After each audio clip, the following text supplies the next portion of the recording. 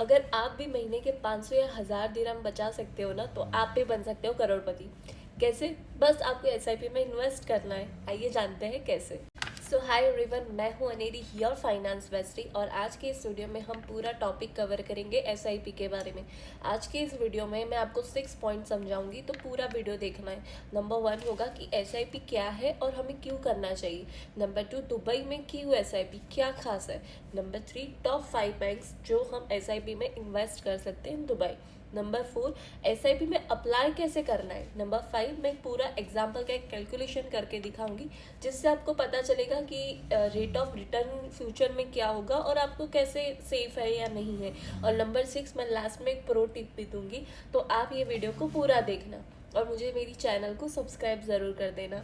1, SIP क्या है और हमें क्यों करना चाहिए। देखो, एसआईपी का मतलब होता है कि सिस्टमेटिक इन्वेस्टमेंट प्लान। अभी इसमें क्या होता है कि आप बहुत ही छोटी छोटी अमाउंट से उसमें इन्वेस्ट कर सकते हो और आपको रेट ऑफ रिटर्न बहुत ही अच्छा मिलेगा। पर आपको इसमें डिसिप्लिन रखना है। ऐसा नहीं है कि मार्केट नीचे गया तो मैं जल्दी से विड्रॉ कर लूँ, ऐसा बिल्कुल भी नहीं करना है।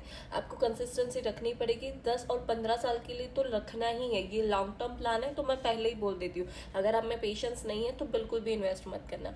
फिर ही 10 साल बाद आपको पता चलेगा कि कंपाउंडिंग का मैजिक क्या होता है। जब वो कंपाउंडिंग इंटरेस्ट बन के आएगा ना, तब मज़ा आएगा असली।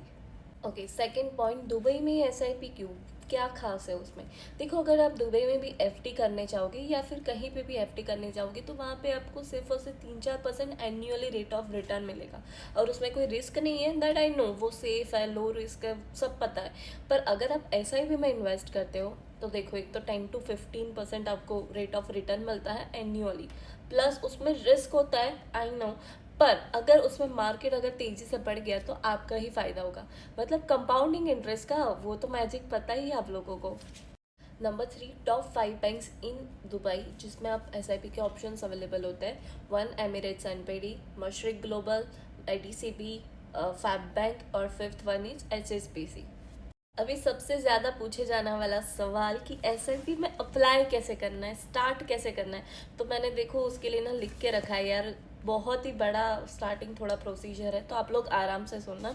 नंबर 1, आपको क्या करना है कि पहले ना आपको एक प्लेटफॉर्म चूज़ करना है कि मैंने जैसे 5 ऑप्शन दिए बैंक के कि उसमें से किस में अप्लाई करना है, तो आप पहले वो चूज़ कर लो कि आपको किस में करना है। अगर देखो आपको इक्विटी ग्रोथ चाहते हो आप, तो एचएसबीसी और एनबीडी है। अदरवाइज आप स्टेबल रिटर्न चाहते हो तो बाकी के 3 है ही। अभी क्या होता है कि नंबर 2, केवाईसी और डॉक्यूमेंट बहुत ही ज़्यादा इंपॉर्टेंट होता है। उसमें क्या चाहिए आपको, passport copy, Emirates ID, residence हो आप यहाँ के तो उसके वीज़ा, और सैलरी सर्टिफिकेट या फिर बैंक स्टेटमेंट चाहिए होता है। नंबर 3 क्या होता है कि एसआईपी अमाउंट और टेनर डिसाइड करना होता है कि आपको, जैसे कि मैंने एमिरेट्स एनबीडी चूज़ किया है तो मेरा हर मंथ इतना इन्वेस्टमेंट होगा और इतने साल के लिए होगा, वो सबसे ज़्यादा इंपॉर्टेंट है चूज़ करने के लिए। फिर नंबर 4 होता है कि ऑटो डेबिट हो जाता है, मतलब आपको एक ऑटो डेबिट का भी सेटअप करना होता है। ये सारा जो मैं आपको बोल रही हूँ आप अपने मोबाइल से ही कर सकते हो, तो आप थोड़ा ध्यान दो, अंदर मोबाइल में ऐप ओपन करो, वहाँ पे सब कुछ होता है। ये आप खुद एक बार ट्राई करो, अगर नहीं पता चलता तो कमेंट में पूछो, I will help you. Okay, auto debit set करो।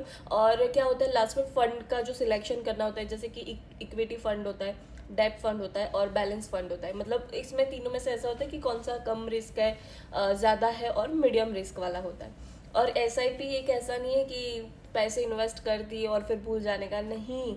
आपको हर एवरी मंथ देखना पड़ता है अंदर कि क्या हुआ, कितने महीने। ये कोई शेयर, मतलब शेयर बाजार जैसा नहीं कि अपने शेयर ले गए, हाँ 1-2 साल तक भूल गए, ऐसा नहीं करना है। आपको पूरा डिटेल में चेक करते रहना है।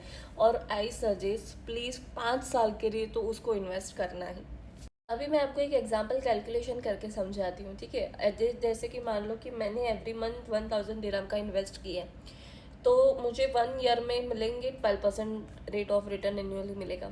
अगर मैंने वही 1000 दिरहम को 10 साल के लिए रखा तो मुझे 2.3 लाख दिरहम मिल सकते हैं। अगर मैंने 15 साल के लिए रख लिया तो 5 लाख दिरहम मिल सकता है।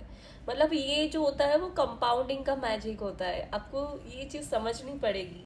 अभी देखो, लास्ट में मैं ये प्रो टिप यही दूंगी कि जितना जल्दी एसआईपी शुरू करोगे ना, उतना ही जल्दी आपका फ्यूचर और सेफ होगा। और देखो, एसआईपी अमाउंट ना थोड़ा थोड़ा करके बढ़ा दो यार।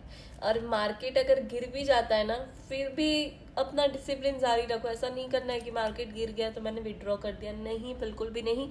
यहाँ पर ही हमको असली फ़ायदा मिलता है।